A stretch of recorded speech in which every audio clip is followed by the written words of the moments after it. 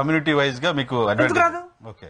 Employees లో నాకు ప్రభాకర్ రెడ్డి గారని సింగరాయకొండలో నా ఫ్రెండ్ ఒక అతను, wife and husband both are teachers. వాళ్ళు చెప్పారు నాకు, జుబ్బుడు గారు కొన్ని అంశాల్లో బాగలేదు, అయినా కానీ మేము ఓటు ఎవరికి ఇస్తాం? రెడ్డి గారు కదా ఆయన. అంటే హీ రివీల్డ్ నాకు there are so many SC teachers, SC employees, engineers, doctors, teachers, నా ఫ్రెండ్స్ అందరూ కూడా బోల్డ్ మంది ఇంతమంది. వాళ్ళందరూ ఏం చెప్పారు చెప్పండి, అందరూ చర్చికి వెళ్తారు.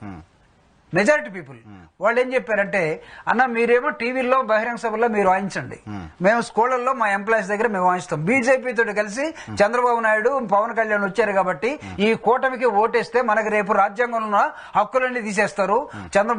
మోడీ, అమిత్ షా ఇద్దరు కలిసి రాజ్యాంగాన్ని మార్చడం కోసం, మనకున్న హక్కులు తీసేయడం కోసం, రిజర్వేషన్లు తీసేయడం కోసం 400 సీట్లు కావాలని అడుగుతూ ఉన్నారు. మోడీ వస్తే ప్రమాదం, చంద్రబాబు నాయుడు వాడితో కలిసాడు కాబట్టి అసలు ఈ కూటమికి ఓటేసే అవకాశమే లేదు. ఈ క్యాంపెయిన్ జరిగిందా గ్రౌండ్ లో? బ్రహ్మాండంగా జరిగింది.